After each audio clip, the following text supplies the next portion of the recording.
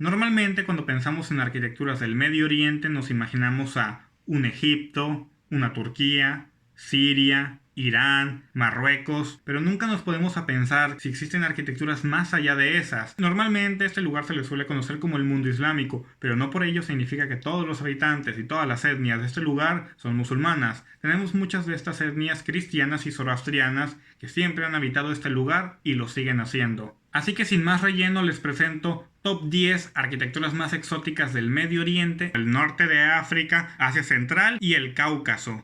Allahu Akbar. Número 10. Los chechenos. Los chechenos, también conocidos como Baynak, desarrollaron un tipo de torres en el siglo I. Más que nada eran torres residenciales en donde vivían las familias. Ese tipo de arquitectura llegaría por la influencia del pueblo setio, sobre todo en el diseño de la copa de sus torres. A partir del siglo XII y XIII, estas torres empezaron a fortificar y a generar ciudades. Hasta la invasión de los mongoles y la destrucción de la mayoría de sus ciudades, los chechenos tuvieron que volver a empezar a construir sus torres. Y tenemos muchas etnias en el Cáucaso vecina de los chechenos que desarrollaron un tipo de arquitectura similar, tales como los ávaros y los tusheti, que son cristianos, y los chechenos e inguchetios se convertirían al Islam a partir del siglo XVII. Túnez y Libia. Túnez se caracteriza por tener numerosos estilos arquitectónicos muy peculiares y únicos, como en el norte que tenemos algo muy parecido a Santorini pero en versión musulmana, pero vamos a hablar más que nada de algo más exótico, la arquitectura del sur de Túnez, como las aldeas de Tatooine y Matmata. Este lugar no era muy conocido hasta que en la película de Star Wars se hizo mucho énfasis en el planeta Tatooine. Su arquitectura suele estar en zanjas, se suele llamar arquitectura troglodita y se desarrolló desde la época en que los bereberes no eran islamizados. También hay una arquitectura pegada a esta en la frontera de Túnez y Libia que se llaman gorfas, y ya más allá del sur de Túnez, llegando a Libia, encontramos la ciudad de Gadames. Es una ciudad con un estilo único y peculiar. Número 8. ¿Qué puedo decir sobre Yemen? Básicamente todos sus habitantes son arquitectos desde la antigüedad, porque cada uno se ha caracterizado por hacer su propio hogar. De hecho, ni siquiera todas mis palabras tienen la capacidad de describir la maravilla de esta arquitectura. Es por ello que se han creado urbes enormes como Saná. Tenemos la famosa región del Hadramut, que se le suele llamar la Manhattan de Arabia. Su arquitectura suele estar construida de ladrillos y revestida de yeso. En el siglo XV, mientras en Europa batallaban por apenas tener 5 y 6 pisos de altura, en Yemen ya tenían hasta 20. Número 7. Armenia y Georgia. La arquitectura armenia se comenzó a desarrollar a partir del siglo VII a.C. Llegó a su cenit con la cristianización del país en el siglo II. Suele estar hecha de piedra volcánica basáltica. Suele tener cúpulas cónicas de influencia persa. Tuvo mucho intercambio de elementos con la arquitectura bizantina. La arquitectura georgiana se empezaría a desarrollar a partir del siglo III, basada completamente en la arquitectura armenia. Y desarrollaron unos balcones de influencia musulmana labrando la madera. Y ya en el siglo IV se desarrollaría la arquitectura de la Albania caucásica, al oeste de Azerbaiyán y al este de Georgia. Y como algunos sabrán, toda la área oriental de Turquía le pertenece a Armenia y ahí estuvo su antigua capital llamada Ani. Número 6. Cachemira. Esta arquitectura es de origen musulmán y se empezó a desarrollar a partir del siglo XIV. Tiene muchos elementos de la arquitectura hinduista que se solía construir antes de la llegada del Islam. Suelen usar un pináculo para coronar su edificio, que se llama brak. También tiene un subestilo llamado el Hunza, que suele ser un puente entre la arquitectura musulmana y la arquitectura tibetana. Y esta arquitectura se ubica al norte de Pakistán, en una región autónoma llamada el Gilgit-Baltistán. Por si lo quieres ver cómo es la arquitectura de Kashmir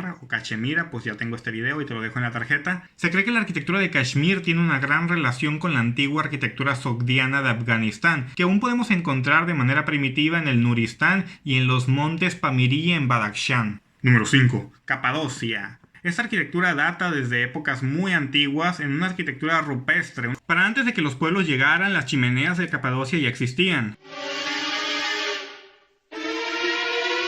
Parece una pinga. Luego de mucho tiempo llegarían los hititas, luego los sirios y asirios, y luego llegarían los luvios. Son ellos quienes empezarían a construir bajo las cuevas y hacer hogares dentro de las grutas. Y luego los griegos. Los griegos serían los primeros en empezar a hacer arquitectura sobre estas cuevas. Aquí los griegos, a partir del siglo III y IV después de Cristo, empezarían a construir numerosos templos e iglesias cristianas, adornándolas con ese peculiar estilo bizantino. Esta arquitectura comparte el mismo estilo con una región al norte de Siria llamada Ibdil. También existe otra región con cuevas, solo que este estilo arquitectónico es completamente diferente. Lo único que lo emparenta con Capadocia es que tiene cuevas y se llama Kandován. Y esta es arquitectura persa, pero en versión de en cuevas. Número 4. Uzbekistán. Uzbekistán originalmente era un pueblo corasmio, que es un pueblo iraní, pero con la destrucción de sus ciudades por parte del Imperio Mongol y los sobrevivientes que quedaron en el lugar se mezclaron con los turcos que empezaron a llegar. Los uzbecos, para recuperar su identidad cultural, empezarían a usar mucha arquitectura de origen persa. El Imperio Timúrida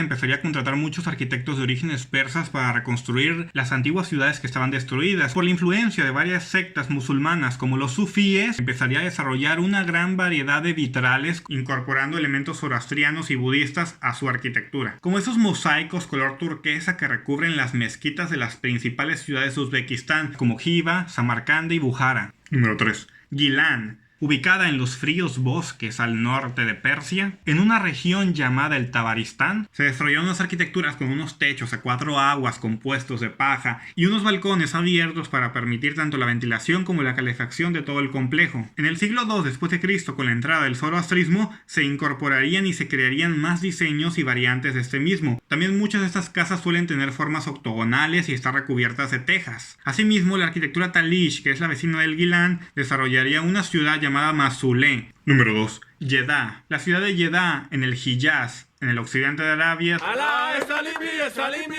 La arquitectura tradicional de Jeddah suele ser muy cuadrada, estando compuesta de bloques de piedra intermitentes con vigas de madera. Suelen estar compuestos de numerosos mashabillas, tanto de colores como cafés, rojos, negros, azules y verdes, incrustados y anclados a los edificios, dándole un estilo estético único a este lugar. Y ahora unas menciones honoríficas. El pueblo Kabilio, al norte de Argelia, suele tener una arquitectura muy peculiar, debido a que se parece mucho a la arquitectura española. Suele estar compuesta de teja de canal, muros de piedra, mármol. Otra mención honorífica es la arquitectura rifeña, al norte de Marruecos. Le sonará mucho la ciudad de Chefchaouen. Esta ciudad se le suele llamar como la ciudad azul.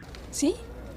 Ya lo noté. O arquitectura de la costa de Marruecos, debido a que no solamente Chefchaouen usa este estilo arquitectónico, sino que numerosas ciudades en las costas de Marruecos la suelen usar también. Existe un pueblo llamado los Laces, relacionado con el georgiano, y ellos empezaron a desarrollar un tipo de arquitectura de cabañas, con mucha madera labrada, y a partir de la época bizantina muchos griegos migrarían al lugar, llamados pónticos, y este tipo de arquitectura los turcos la adoptarían a partir del siglo XIII. La región de Asir, que se ubica entre el Yemen y el Hiyaz, desarrolló un tipo de arquitectura demasiado peculiar, basada en la arquitectura del centro de Arabia. Usaría varios colores y varias torres, dándoles una apariencia muy llamativa y colorida. Y también los asirios. Normalmente cuando uno dice asirios se suele imaginar las arquitecturas de hace 4000 años como Ur y Babilonia, pero esto es una mentira. Los asirios siguen vivos, los asirios nunca han desaparecido, y al adoptar la religión cristiana, conservando los mismos elementos que antiguamente tenían, pero volviéndolas al cristianismo. Es por ello que podemos encontrar numerosas ciudades como en Mardin y en el valle del Tur Abdin, asimismo la ciudad de Urfa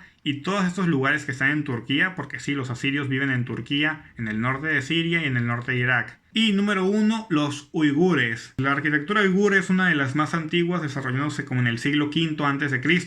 por los pueblos tocayos, un grupo de pueblos originarios del centro de Irán. Con el tiempo los tocayos se mezclarían con los turcos para dar origen al pueblo uigur. La arquitectura uigur está basada completamente en la arquitectura persa, y con la islamización a partir del siglo XIII y XIV llegarían elementos de orígenes árabes. Se desarrollarían muchas mezquitas con un estilo peculiar, cúpulas con tonos verdosos, paredes tanto de adobe como piedra, por lo que se convertiría en una arquitectura realmente exótica, teniendo en cuenta que está muy cerca de un mundo completamente diferente, que es China. Y en la región de Gansu se desarrollaría algo realmente exótico, los Gongbei, que es un mestizaje entre la arquitectura china con la arquitectura uigur persa. Actualmente tenemos la apta tristeza de que los genocidas chinos están destruyendo la arquitectura uigur, por lo que lamentablemente esta arquitectura se va a volver más exótica.